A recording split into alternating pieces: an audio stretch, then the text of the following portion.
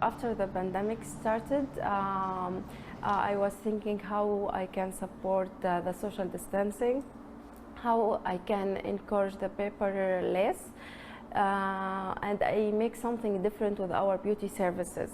Then we came up with this idea. So now, for now, we are using this microchip as a business card. So no need now to have like a physical business card or exchange it. Just you have this chip on your nail, and you will download all the information that you need in this chip.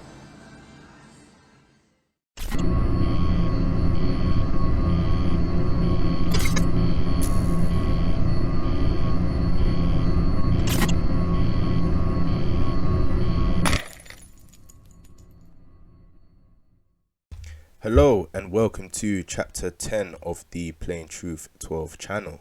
This is your host Luke. Now back with some information pertaining to the Catastrophie 19 situation. Now I don't want to do these type of videos too often, but considering the amount of information that's out there concerning it, just wanted to do a sweep overview on what's been the latest. Now continuing on with this article from iNews. Vaccine passports, government signs a Catastrophie jab passport deals worth 1.6 million that could last until 2023. The government has spent almost 23.6 million pounds on the UK's Catastrophie certificate programme so far, despite some MPs claiming ministers will not follow through with the plans. The government has signed off a vaccine passport contracts worth 1.6 million this week in a sign that Britons could be living with the Catastrophie certificate for the next 2 years. The Department of Health and Social Care has signed 2 fresh contracts with technology firms for work on the government's vaccine passport schemes. It brings the government's total spend on the UK's Catastrophie certificate program to almost £23.6 million, despite some MPs claiming a mandatory jab passport scheme has just been mooted as a tactic to increase vaccination rates. And that's pretty much how they're moving. They're very tactful and psychological with how they make their moves, because previously, a couple months ago, MPs were stating how a vaccine passport was not on the government agenda, because it was that there was a petition that was sent to the House of Commons many months ago where people didn't want any form of passport for any sort of avenue of life, and they said it's not on the government agenda, and then later they said it would be discriminatory to do it. But now they're being very tactful in how they're doing it, because as this article is going to highlight, the NHS app was upgraded to allow it to be used as a Catastrophie vaccine passport domestically in England, with a message that read, "You may need to show your NHS Catastrophie pass at places that have chosen to use the service." Documents published on Wednesday show that Entrust, a US-based IT firm, is set to receive almost £850,000 from the government to help produce digital Catastrophie certificates via the NHS app. And that's pretty much how the government are going to do it. They're not explicitly going to make up a passport. They're going to use IT companies, tech companies, to help them mold the NHS app in order to serve that very function. And it is quite intelligent how they're doing it. But again, this is going to be used, and as they comically state, Entrust has boasted about being able to redeploy vaccine passport into national ID schemes. So it's going to be used to collect data, it's going to be used for identification, it's going to be used for all sorts, and they're putting a lot of money to technology companies to help them make something that could be very useful to them in quote-unquote serving the public. Now moving on. Catastrophie 19, 1 million jabs booked in 2 days. Now social networks encouraging young people to get theirs. Data suggests Britons aged 16 to 29 have the highest level of vaccine hesitancy, with 13% unsure about getting the jab. Snapchat, YouTube, TikTok and Reddit are involved in a new campaign encouraging more young people to get their jab. Now this is pretty much how it works. Marketing, advertisement, every avenue of media will be weaponized, and I'm using weaponized in quotation marks, by the government in order to spread forth any agenda they deem fit.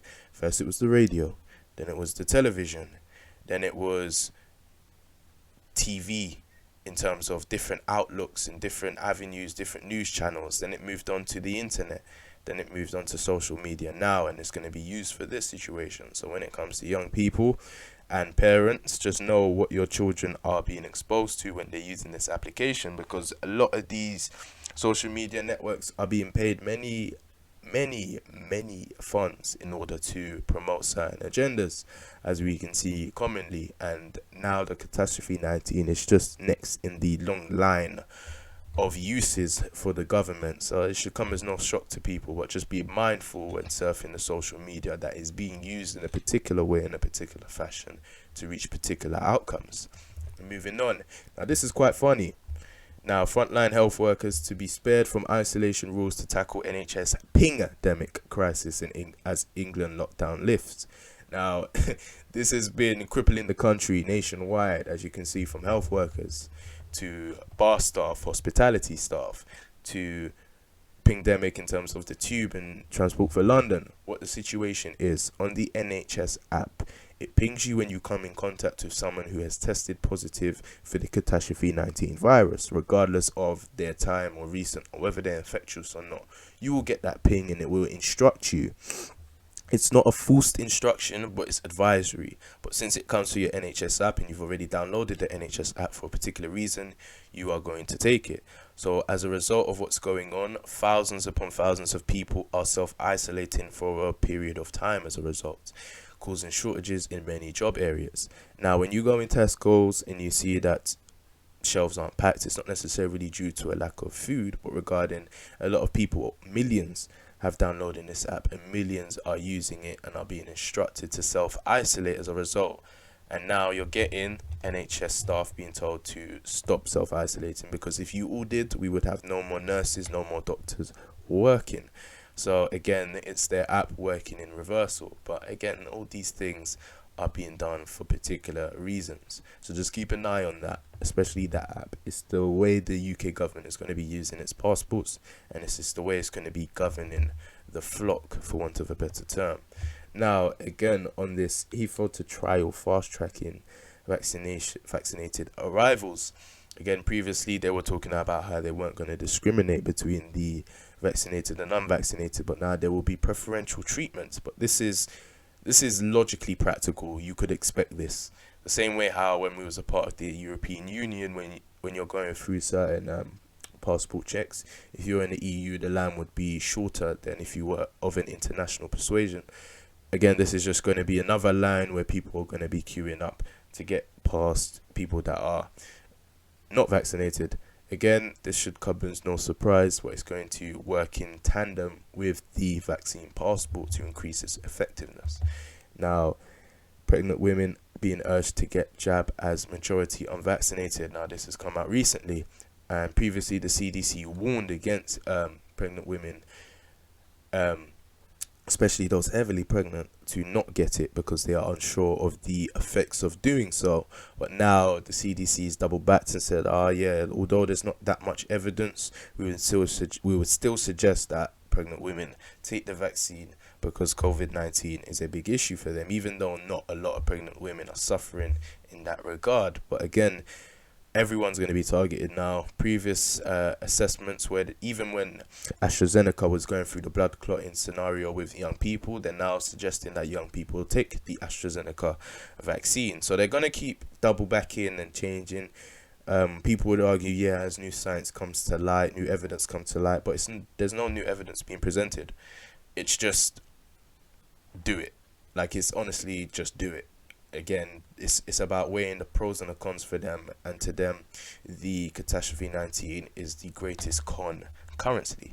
But moving on, thousands protest against the Catastrophe 19 health pass in France. I don't know many people are aware of this. Hundreds of thousands of people in France are taking to the streets to champion against the vote in Parliament about there being a necessity for a vaccine passport to be in use for the hospitality industry and many other sectors, just like Moscow. Now, this should again come as no shock. This is going to be in every country. Europe's always starting first, but this is how it's supposed to be. But that's one thing I respect about the French. If they do not like something, they will take to the streets and they will shut down everything. And this protest has been going on for a very long time, and it will continue ever more. Now, moving on to the across the waters in Africa, the Africa CDC says a vaccine passport's inappropriate for now. Not, and again, always pay attention to the language. Inappropriate. They're not saying they don't like it, they don't want it, but it's regarding in terms of the inequality between travel restrictions. They don't want their citizens or their personal politicians or rulers to be subject to adverse travel arrangements. So they're saying, listen, wait until we have more access to vaccinations before you include such measures. So again, many people think they could go to certain places and they're going to be spared this. This hinges upon international trade, and every country wants to be a part of international trade. It's how many countries get funding for various different reasons, and this vaccine passport is another way to facilitate this. I've discussed previously on how the EU in its Schengen area, its free travel area, is now necessitating its member states, or rather not necessitating, but strongly encouraging its member states, to which all of them have agreed to take part in this vaccine passport, and even many other countries outside of the EU. I think even Barbados or Ecuador or many other countries have their own form of vaccine passport. So you can't escape it. It's something that's going to be coming very soon, and I think from September many countries are going to be zooming forward on this. But another point of interest, drone delivery of vaccine doses speeds up almost said it, Catastrophe 19 vaccinations in remote areas of Ghana. Now, on the tech front, I found this very interesting. I'll be honest, I'm a sucker for technology, but again, how it's being used again is to fulfill the agenda, and Ghana is not spared from it, regardless of what people think. But yes, continuing on. Subject to pardon me. Fair use.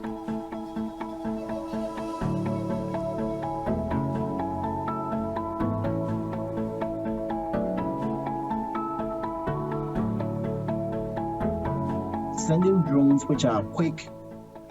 They will not be subject to traffic. They will not be subject to all these uneventualities, and making sure that simultaneously all these health facilities could do vaccinations with just the doses they need is a very powerful thing.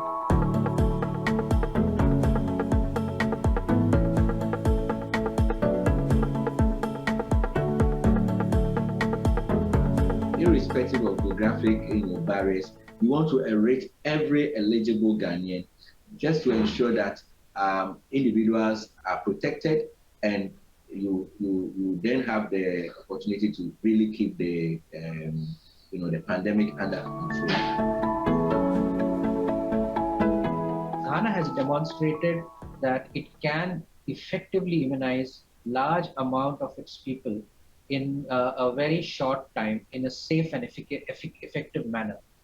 This has been demonstrated twice over now, and therefore the system works.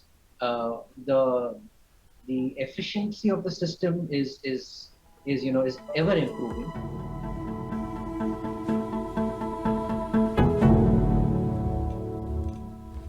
Again, and before I move on, I do want to highlight that Ghana is being ever slowly incorporated into the technological sphere of things. As you can see, like it's quite impressive how they're using drone technology to deliver these packages, and it's, again, drones are a very important thing for the future, and Ghana is working closely with countries like China, India, regarding these sort of things. So it should come no surprise that Ghana is moving like this. But continuing on now, I wanted to conclude on this because it will show you where the future is headed in terms of the technology of vaccinations. And with this, Moderna to trial HIV and flu vaccines with mRNA technology. Now, the mRNA technology, in essence, is just gene editing to create an outcome of producing the spike protein. At least that's how it's being used in the Catastrophie scenario. Now, due to the technology being somewhat considered better than the original, as the original, you just took the dead or inactive version of the cell and you plug that into the body, and then the body would produce antibodies. But now, since they're saying many, like the flu, like the catastrophe, and like HIV, there are many variants. So with this gene editing type of technology, it can adjust perhaps better. At least that's what they're saying. So they've started their trials on humans, at least with the HIV variant, and now they're going to be moving with the flu variant. So again, you're going to see mRNA technology take over in terms of the vaccination processes, but it's going to become a normal thing. And again, it's when something is seen as more convenient, simpler, better, technologically infused, it's going to be the primary focus to a lot of the future's way of doing things. So again, this was just an overview of the latest in terms of the Catastrophe 19. I want to do these every so often just to keep people abreast of what's going on. But the information is quite out there. But I did find the drone delivery system with Ghana to be very interesting, and the Pingdemic to be quite hilarious, to be honest. But yes, just to summarize, passports, protests, technology infused with the new vaccine delivery systems. This is something our future is going to be hinging on, because especially I've demonstrated with Estonia, that's where it's going. If you ever want a reminder to where the future is going, just look at Estonia. Identification, simple forms of ID, everything in one, making things simple. That's just how the world is. It is hinged on convenience, and that's where we're headed. But yes, thank you very much for joining me on this chapter, on this edition. I will be doing videos concerning this in the future, trying to limit how much I'm doing it, but again, a lot has been coming to light, so I did want to knock it out of the park. But yes, thank you very much for joining me. I do hope you join me on the next one. Thank you, and